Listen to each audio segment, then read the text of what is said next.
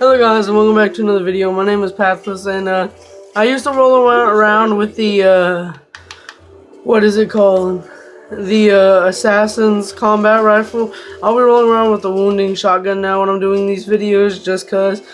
But I'm gonna be showing some tips and tricks, and the first one is not a lot of people know this, but if you're looking for a lot of legendary weapons, because I did 10 best weapons that I've came across in the Wasteland or the Commonwealth, and the way I did that, pretty much the way I farmed those, is I went to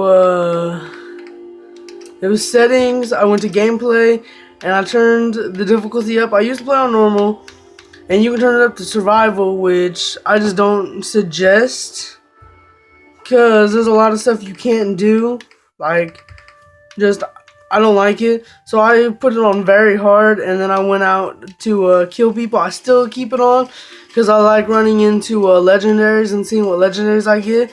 I don't really use armor. I use mostly guns, so if I find a gun on them, I'll most likely keep it, upgrade it, see how I like it. If I don't like it, I'll just get rid of it. But yeah, that's the first tip. Let's move on to the second tip. Now this one is an extra one. There's none in here right now because I'm upgrading them all and I moved them to Sanctuary Hills. But if you have extra power armor, put it at all your settlements, or at least the settlements you can for your settlers, because they will actually get in it if someone attacks. They'll get in it and they'll walk around and it protects them. All you have to do is repair it. It's not that much, and it helps keep them alive if you're having trouble keeping settlers, because it's hard to get a huge amount of settlers and move them right. So if you're just trying to keep them alive, I would suggest putting some power armor by your people, by your settlements, because I have one in here that they always take and I really don't want them to take, and it is my best one. It's got some good stuff on it, but they always want to take that. So yeah, keep power armor for your settlers. The next tip is what I should say is if you're looking to farm armor, like spike armor, cage armor, any kind of armor for your settlers and get a lot of ammo, I would suggest going to it's called something, the Saugus Ironworks. And all these people that work here, okay, that one doesn't. These are all the outside members right here. They all carry, not only do they carry flamers and flamer fuel, so if you're looking for those, you can come here, but most of them carry spike armor or caged armor, and they all carry Molotov cocktails. So if you're trying to, like, shit, what was I trying to say? I was trying to kill you. If you're trying to farm any of that stuff for your settlers, or you just want some extra ammo or oil, I would suggest coming here. There's also a leader, which I'll show off in a minute, that has some power armor.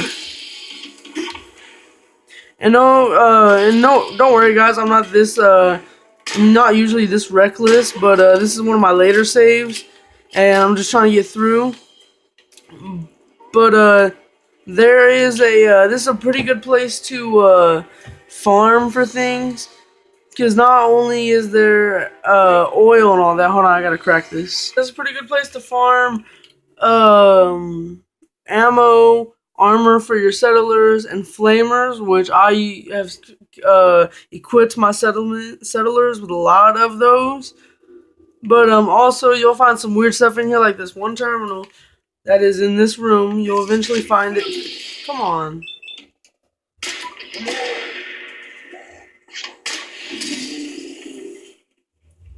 Are you done? Are you done? Anyways, you'll find this terminal right on the wall, and you can read through all of these entries, and they're all names, and it shows their crime and their sentence, like cried out while treating wound, limb amputated, and he was exiled. So this is the punishments. These were all members, and they're called the Forge. They take up the Ironworks, but there's also a leader here that I'm about to show off in a minute, because he is right up here. Oh, Jesus. So I'm going to show him off real quick, and then I guess I'll finish this up. Now, this leader is in power armor, so I would be careful. And there is most likely always a settler in here. And he is really hard to kill because he does have guards. It's a little bit easier with this, but his guards are usually equipped with flamers and are really hard to kill. So I would watch out for that. But the only thing I would say is for the lava. So the next tip is, because I've started to get bored of this game a lot recently. I've started YouTube, and it hasn't been boring as much because I'm doing tips videos. But when it did get boring, I should have done this. If you get bored with this game, buy one of the DLCs. Instead of buying a new game, just buy a DLC onto it. There's 3, I think. One is Nuka World, one's Far Harbor, and I don't know what the robotic one is called. But it has new weapons to the game, new mechanics to the game, and I just think it makes it better, all in all. I just think it makes it better, especially the Nuka World one. I'm either getting Nuka World or the robotics one.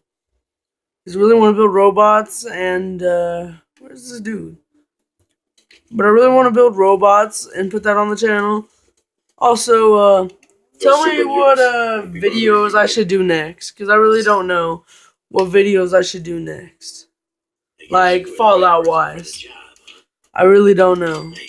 But, let's move on to the next tip. The next tip is do not get scavenging stations.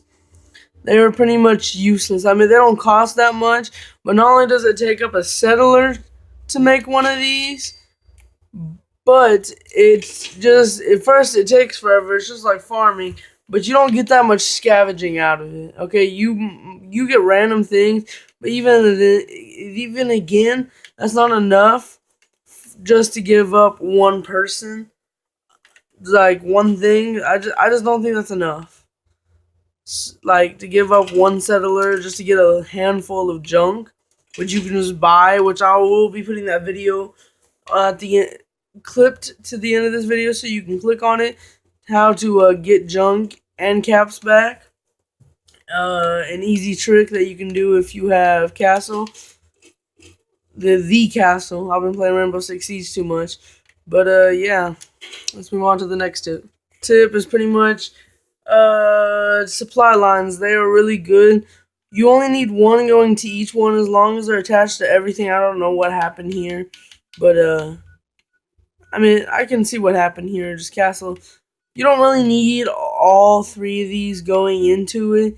I just did it on accident because I always send all my people to the castle anyways.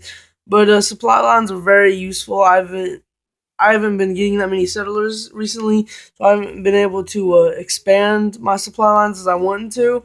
But that makes all your stuff connect, especially if you're one of those people trying to farm for caps and experience. That's a really good way to do it. So this is the end of the video, I guess. Leave a like if you enjoyed or it helped you. Comment what tips or videos I should do next for Fallout 4, because I'm really running out of ideas. And subscribe for more, and I guess I'll see you guys in the next video. Peace.